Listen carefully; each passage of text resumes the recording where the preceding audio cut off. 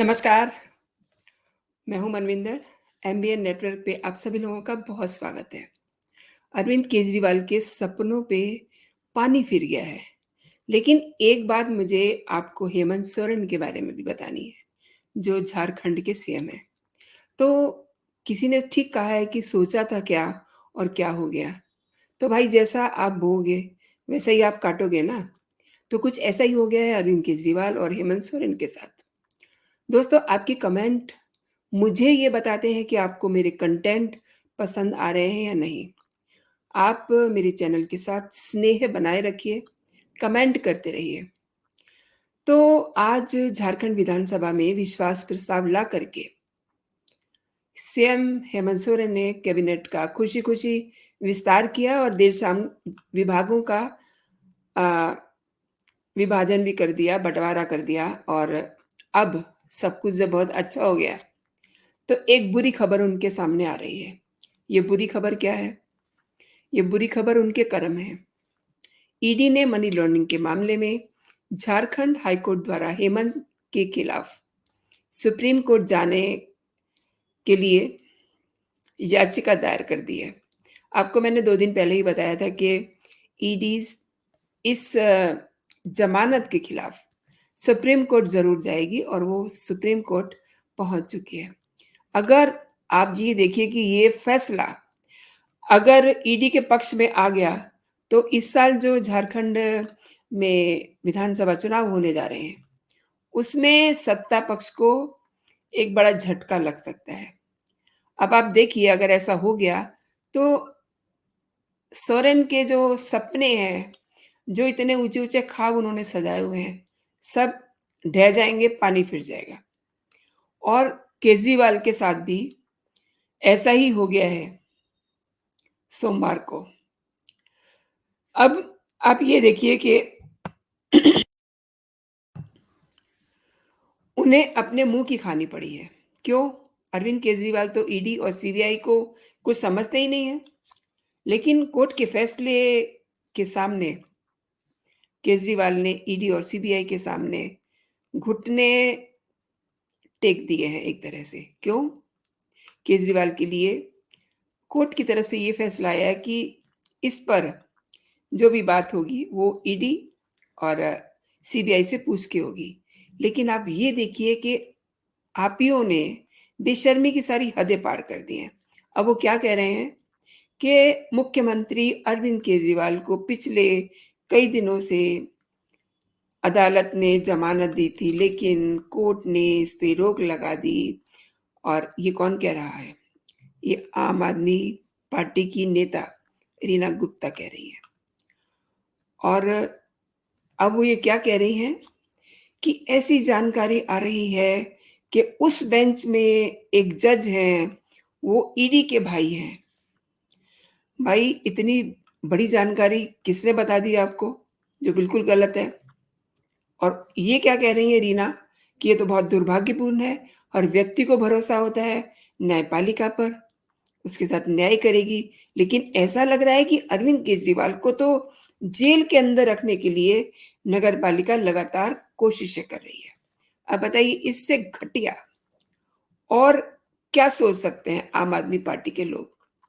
अब Delhi high court ने सोमवार को वकीलों से एक्स्ट्रा मुलाकात के लिए अरविंद केजरीवाल के जो अनुरोध थे, उसको दरकिनार करते हुए ये पूरा जो मसला है कि वकीलों से कब मिलना है, कब नहीं मिलना है, ये सब डिसाइड करेगी ईडी और सीबीआई।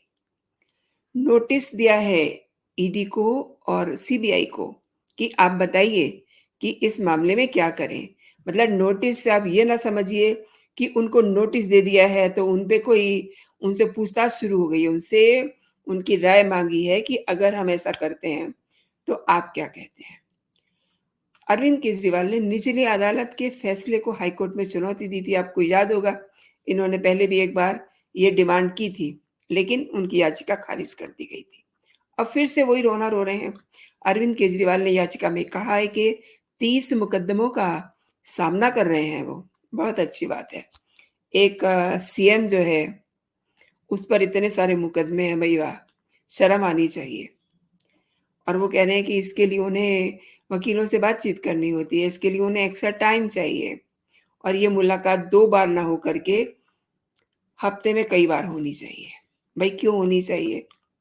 एक तो मैंने आपको कल भी बताया था कि इन्हें जो इनकी लीगल टीम है, इन्हें कोई उनसे राय नहीं लेनी होती, उल्टा जो उनको राय देते हैं, उनको गाइड करते हैं कि आप यहाँ रायता फैलाइए, आप यहाँ रायता फैलाइए और उसके बाद जो बचे, उसको आप मीडिया पे बिखेर दीजिए, ताकि ये खबरों में बने रहें।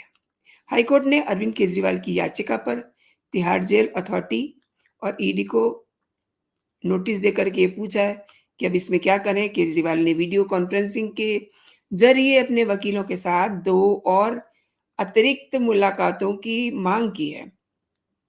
तो केजरीवाल नियमों के मुताबिक हफ्ते में सिर्फ 2 बार ही अपने वकीलों से मीटिंग कर सकते हैं और केजरीवाल का ये कहना है कि 30 से ज़्यादा केसेस वो फेस कर रहे हैं, इसलिए उन्हें चर्चा करने के लिए बहुत सारा टाइम चाहिए और ट्रायल कोर्ट ने पहले ही इस मांग को खारिज किया हुआ है। लेकिन अरविंद केजरीवाल को उबाल उठते रहते हैं। कुछ ना कुछ उन्हें कहना है ताकि उनकी खबरें बनी रहें, ताकि वो सुर्खियों में आए रहें। तो दिल्ली की जो शराब नीति है, उस मामले में मनी लॉन्ड्रिंग केस में अरविंद केजरीवाल इस समय तिहाड़ जेल में हैं और निचली अदालत ने उनकी याचिका खारिज करते हुए ये कहा था कि ये आपकी जो डिमांड है, इसको बताने में वकील जो हैं असमर्थ रहे हैं और उन्हीं के कहने पर, उन्हीं के कहे के अनुसार आपको वीडियो कॉन्फ्रेंसिंग के ज़रिए 2 अतिरिक्त मुलाकातें दी जा सकती हैं, लेकिन कैसे दें? जब आपके वकील उसको ये बता ही नहीं पा रहे हैं, उसको जस्टिफ़ाई नहीं कर पा रहे हैं कि उनको क्या कहना है, क्या नहीं कहना है। और 21 मार्च को ईडी ने अरविंद केजरीवाल को गिरफ्तार किया था, आपको मालूम है और 10 मई को उन्हें अंतरिम ज़मानत मिली थी और 13 मई को उन्होंने अपने ही घर में, अपनी ही एक पार्टी की राज्यसभा सदस्या को अपने ही पीए से पिटवा दिया था। तो अक्सर ये जो बात उठती है ना कि अरविंद केजरीवाल कहना चाहिए कि जो एक वर्ड होता है न्यायालय का कि ये आदतन अपराधी नहीं है, ये आदतन अपराधी बिल्कुल हैं।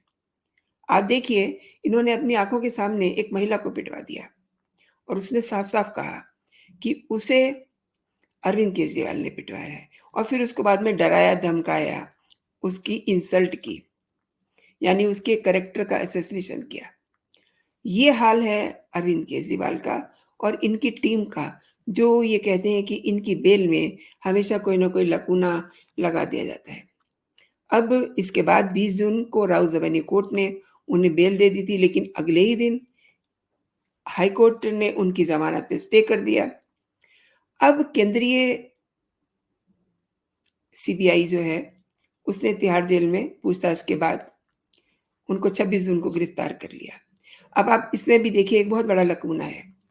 ये जो कह रहे हैं ना कि इन्हें बेवजह परेशान किया जा रहा है, तो आप शुरू से देखिए इनके क्या क्रियाकलाप हैं। ये झूठ, झूठ और झूठ, सिर्फ़ झूठ बोलते हैं। इसीलिए आज इनकी ये हालत है। थोड़ी-सी बात मैं आपको बंगाल की भी बताती हूँ कि वहाँ ममता बनर्जी क्या करती हैं। ममता बनर्जी का मैं नाम इसलिए ले रही हूँ क्योंकि हमेशा वो अरविंद केजरीवाल की बात करती हैं। कोई भी बात होती है तो उन्हें अरविंद केजरीवाल के साथ सलाह करनी होती है।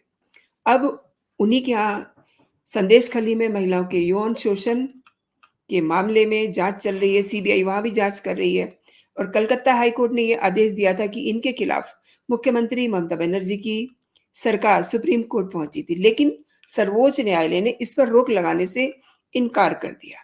Justice B R. गवई और जस्टिस के.वी. विश्वनाथन की पीठ ने ये फैसला सुनाया था, लेकिन फजीहत के बाद शाहजहां शेख को निलंबित करके टीएमसी ने किसी तरह से डैमेज कंट्रोल किया, कोशिश की, लेकिन अब आप ये देखिए कि ममता के गुंडों का वहाँ क्या हाल है। अभी आपने अ, पिछले हफ्ते ही देखा था किस तरीके से एक महिला को सरेआम सड़क पे लोग पीट रहे हैं और कुछ लोग उसकी वीडियो बना रहे हैं और वो वीडियो सोशल मीडिया पे वायरल हो जाती है। अब ये सब चीज़ें जो है ये बताती हैं कि ममता दीदी की सरकार का क्या हाल है। पश्चिम बंगाल सरकार के जो वकील हैं जयदीप गुप्ता, उन्होंने ये कहा था, मैं शेख की बात कर रही हूँ, कि इस मामले में सरकार की टिप्पणी की गई थी और उन्होंने कार्रवाई नहीं की। अब पश्चिम बंगाल सरकार की तरफ से कांग्रेस नेता अभिषेक मनु सिंघवी बतौर अधिवक्ता पेश हुए। मैंने इस बात का ज़िक्र क्यों किया? ये अभिषेक मनु सिंघवी वो एडवोकेट हैं जो बहुत सारे उम, कहना चाहिए कि फसादों की जड़ हैं। हैं तो बहुत बड़े वकील, लेकिन आप ये देखिए इन्होंने ये अरविंद केजरीवाल के भी वकील हैं। अरविंद केजरीवाल इन्हें राज्यसभा भेजना चाहते थे। राज्यसभा भेजने के चलते इन्होंने स्वाति मालीवाल को पिटवा दिया। अब ये बंगाल में पहुँच गए हैं। वही बात, इनकी दलीलों की तो क्या कहने। अब इन्होंने दलील दी है कि शाहजहां शेख के खिलाफ न सिर्फ यौन शोषण और जमीन हड़पने बल्कि राशन घोटाले के तहत मामला भी दर्ज कर दिया गया, जिसमें 4 साल पहले ही 43 एफआईआर दर्ज किए गए थे। उनका ये कहना है कि ये मामला सिर्फ ईडी के हमले से जुड़े 2 एफआईआर पर ही होना चाहिए था। हालाँकि सुप्रीम कोर्ट ने ये कहा है कि सभी मामले संदेशखाली से जुड़े हुए हैं और अलग-अलग नहीं हैं। लेकिन जस्टिस गवई ने याद दिलाया कि राज्य सरकार ने कई दिनों तक कुछ नहीं किया और साथ ही ये भी सवाल किया कि राज्य सरकार किसी को क्यों बचा रही है? अब ममता दीदी शाहजहां शेख को क्यों बचा रही हैं? क्यों इतने बड़े वकील को बुला लिया है? सवाल ये भी है। और ये अभिषेक मनु सिंघवी ही हमेशा ईडी की टीम से टकराते हैं। और आप देखिए कि शाहजहां शेख वो हैं जो बांग्लादेश से अपने कई सारे लोगों को साथ लेकर के कई सालों से रह रहे हैं यहाँ पे और इनके कई सारे कारनामे हैं, कई सारे इनके काले चिट्ठे खुल चुके हैं। ममता दीदी फिर भी इन्हें बचा रही हैं, क्यों बचा रही हैं? और वही अभिषेक मनु सिंघवी को उन्होंने इस मामले में डाला है। अब वो जो दलीलें हैं, अपने हिसाब से दे रहे हैं। बहुत सारी बातें वो बता रहे हैं, लेकिन वो ये कह रहे हैं कि ये मामला ये नहीं तो ये मामला ये क्यों? यानी कि ठीक है, हमने मान लिया कि एडवोकेट जो होते हैं, उन्हें दलीलें देनी होती हैं, उन्हें अपने क्लाइंट को खुश करना होता है, लेकिन थोड़ा-सा देश का भी सोच लें कि वो कर क्या रहे हैं? उन्होंने महिलाओं के साथ क्या किया है? और ममता दीदी किस तरीके से शाहजहां शेख को बचा रही हैं। अब ये मैंने आपसे 3 घटनाओं की चर्चा की है, हेमंत सोरेन, केजरीवाल, अरविंद केजरीवाल जो दिल्ली के मुख्यमंत्री हैं, जिन्होंने अभी तक रिज़ाइन नहीं किया है और ये ममता दीदी ये शेख को बचाने के लिए इन्होंने अभिषेक मनु सिंघवी को बुलाया है। तो दोस्तों, आपसे मैं ये जानना चाहती हूँ कि ये सब जो हो रहा है, ये भ्रष्टाचार का एक पूरा पुलिंदा है। क्या कहते हैं आप? मुझे आपके कमेंट्स का इंतज़ार रहेगा। तो अभी के लिए दोस्तों इतना ही। आप अपना और अपनों का बहुत सारा ख़्याल रखिए। खुश रहिए, स्वस्थ रहिए। जय हिंद, जय भारत।